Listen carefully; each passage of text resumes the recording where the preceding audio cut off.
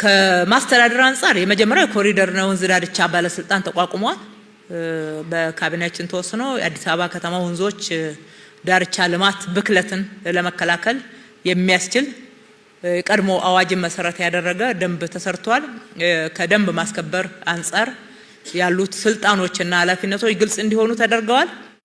የህንፃ አስተዳደር መመሪያችን በካቢኔ ተሻሽሎ ጸድቋል።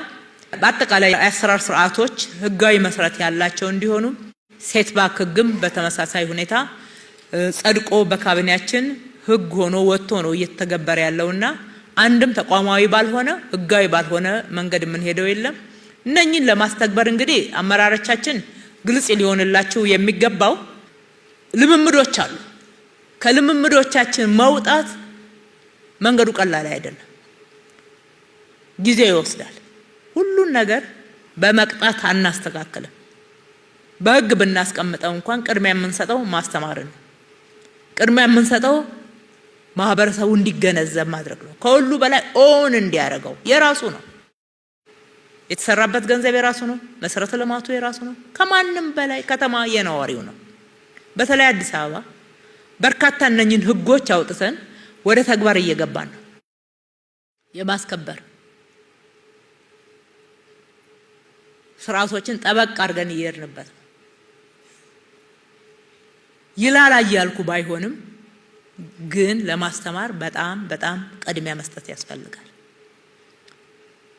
ከዚህ በፊትም በዝርዝር ህጎቹን ስታስተገብሩ በተሰጡት ኦሪንቴሽኖች ላይ እንዳነሳ ነው ማስተግበር አለብን። ስታንዳርድ ማስጠበቅ አለብን። ከተማን ለነዋሪው ምቹ ማድረግ አለብን። እውነት ነው። ይሄ እንደተጠበቀ ሆኖ ግን ማስተማር ላይ የሚሰራው ክፍተት ማስገንዘብ ላይ ያለው ክፍተት ደግሞ እየተሞላ መሄድ መቻል አለበት። ሚዲያዎቻችን ይሄ ትኩረት ሊሰጥበት የሚገባ በትንንሽ መድረኮች ታች በብሎክ በትንንሽ ግሩፖች ማህበረሰቡን ባለቤት ማድረግ ባለቤት ካደረግ ማህበረሰቡ ራሱ ይቆጣጠራል፣ ያግዘናል፣ ይደግፈናል። ልክ አሁን ቆሻሻ ላይ መቆጣጠር ጀምሮ የለም ሳይክል ላይ አትሂዱ እየተቆጣጠረ አይደለም።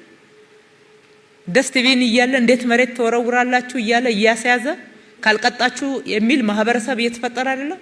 እንደዛው ማለት ነው። በሌሎችም ላይ በብክለትም በሌሎች ጉዳዮችም ላይ በዛ ደረጃ መሄድ ያስፈልጋል። ለማህበረሰቡ ብለን በመንሰራው ስራ ደግሞ ሌላ አካል አለ። ማህበረሰቡን ለመጉዳት እንደሆነ ፕሮፓጌት የሚያደርግ ማለት ነው። ለማስጨነቅ እንደሆነ ጫና ለመፍጠር እንደሆነ የሚሰራ እንዳለም ደግሞ ማስተዋል ያስፈልጋል። ስለዚህ ማህበረሰቡ እንዲገነዘብ ዋናው ተጠቃሚ ለሱ ሲባል እንደሆነና ተጠቃሚም እንደሆነ እያስረዳል።